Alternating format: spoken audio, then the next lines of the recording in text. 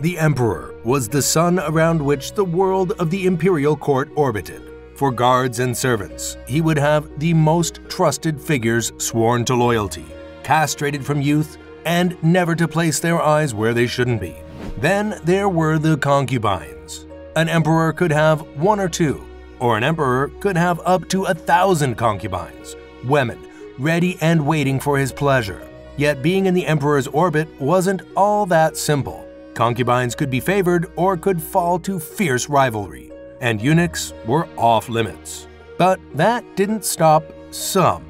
Runaways, suicides, incest, and punishment by death all played a part in the sexual exploits of the Imperial Court.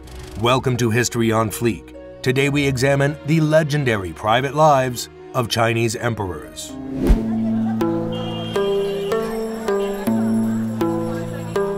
For many Chinese emperors, concubines were the norm. In some cases, emperors had hundreds to thousands of concubines ready for their needs.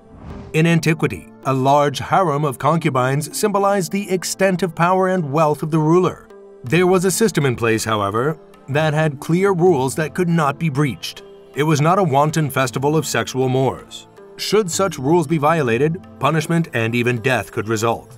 Should one consort with a concubine that wasn't assigned to them, this could be perceived as threatening the emperor's authority, and punishment would duly follow. Emperors of ancient China were no different from regents of any era or nation. They had the responsibility and political pressures of producing an heir.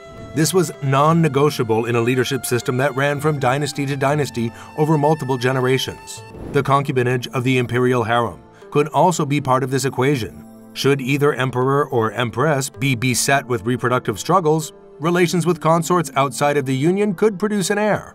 Sexuality was clearly an arena of life that the imperial court had a keen eye on. Eunuchs were a fixture of the imperial court, often used as guards and servants. These individuals would be castrated before puberty. This was thought to ensure loyalty to the emperor, and not to have their own designs for the concubines of the royal palace. However, to quote Jurassic Park, life finds a way. And some emperors would have homosexual relationships with their favorite eunuchs. Understandably, with all these layers of power and sexual politics, the private lives of Chinese emperors have been the subject of many legends, rumors, myths, and stories.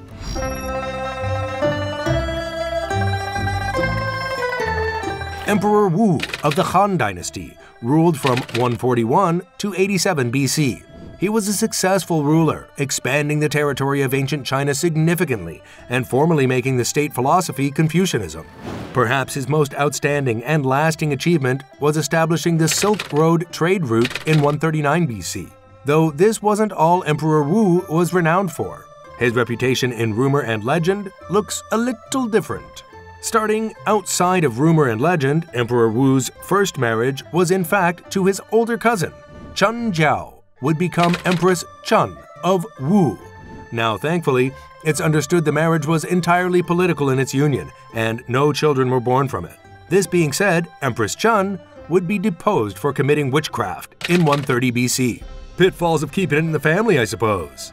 Emperor Wu would go on to marry Wei Zifu, and this union would last for some 49 years. The two would produce Wu's heir, Crown Prince Li Ju. Yet it would appear Emperor Wu had his eyes elsewhere, quite literally. The emperor had several concubines who bore him numerous children, and his activity with them was quite specialized. It's understood he had a particular taste for women who were somewhat swift in their ability to reach pleasure. Emperor Wu was so fond of such women, he had purpose-built living arrangements for them, easily accessible whenever the emperor pleased. And who says our leaders don't have priorities?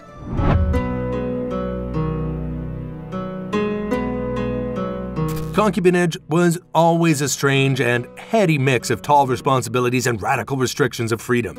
While across antiquity there are clear accounts of those desired by the regent to be kept in lavish palaces, essentially being loaned access to higher living, this was far from always the case. There are also other accounts. Hardship could befall concubines, and usually thanks to the system they found themselves in, with up to 100 or more concubines ready and waiting to please the emperor. concubines could find themselves ranked according to the emperor's favor. Should the emperor take a liking to you, your chamber may well be frequented regularly and in close quarters to the emperor's own. However, if you were somewhat lost in the deck of endless sexual partners, your living conditions could be quite different. A concubine may well be at the beckon and call of a ruler or elite, but by living in a cramped, uncleanly environment. Moreover, a concubine finding themselves an afterthought would seldom have access to medical care or even food. Forget access to lavish living, a forgotten concubine could be desperate to escape their situation, some resorting to running away or, at worst, suicide.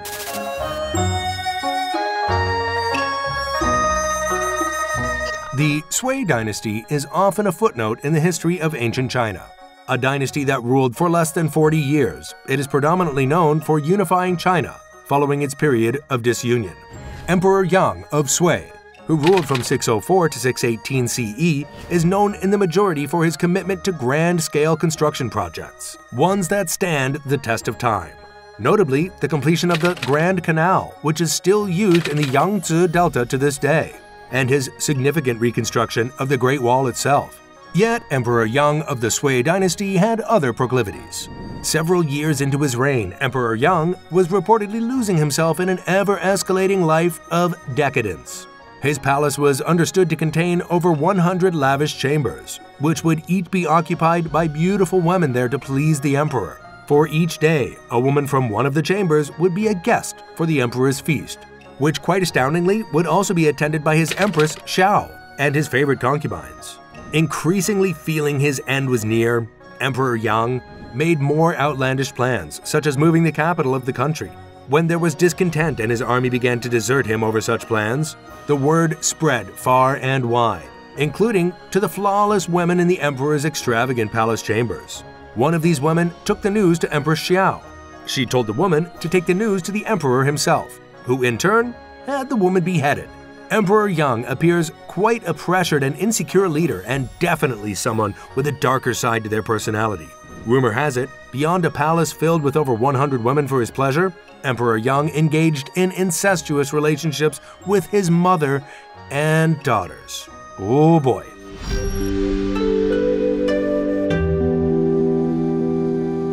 Life at the Imperial Court for a concubine could be advantageous to them. Should the individual in question be willing and able, there was a game, gaining the emperor's favor, and it was there to be won.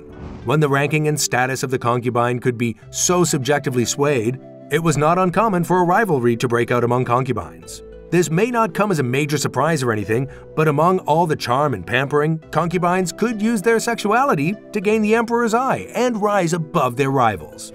Seduction and sexual favor would have been a means of rising to the top at the imperial court. This can't be understated ultimately, as there are accounts of young women starting their lives as concubines in the imperial court and going on to be trusted advisors to the emperor. Sexual relationship wasn't only a means of rising above the pack, but of gaining influence or even power. Sexuality had a currency in the system of imperial concubinage, but there are accounts of it also being something of an open market. How commonly this occurred is hard to detail. However, there are accounts of concubines having relationships with fellow concubines and people across the imperial court. This would even include eunuchs, and was something of a scandal and certainly taboo.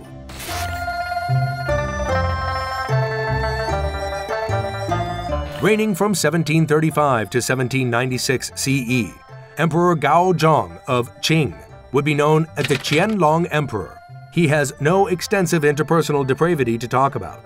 In fact, the Qianlong Emperor presents a sweet tale of love to his first wife, Empress Xiaoxianquan, who he married 8 years before his reign.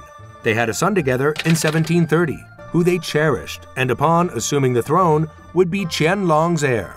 Tragically, their son would die only 3 years in, at just 8 years old. Personal tragedy aside, Emperor Qianlong would oversee China's golden age of poetry. Concurrently, as the man at the helm, Qianlong became a major patron of the arts. He made a priority of commissioning an all-encompassing catalog of the major works on Chinese culture, the Siku Quanshu. The expanse of this tome is just staggering. Some 36,000 volumes of around 3,400 works. It took around 20 years to complete. The endeavor required 15,000 copyists to make it happen. It wasn't, however, only a task of collating the best works of the nation. It also held a state-controlled censorship element. Over 2,000 works were deemed offensive and taken from the collection to be suppressed. These works in the majority contained items offensive to the Manchurian sensibility. Should they be anti-Qing, insulting to previous dynasties, or covering the frontier, they all had to go. Fascinatingly, other works that would not make the cut, the Qianlong Emperor would keep for his private library, namely pornographic material. It's rumored his collection was explicit and extensive. Kept out of any potential sighting, one could only view them with permission from the man himself. You see, even emperors from antiquity would have a curious search engine history. This is History on Fleek, and we'll see you next time.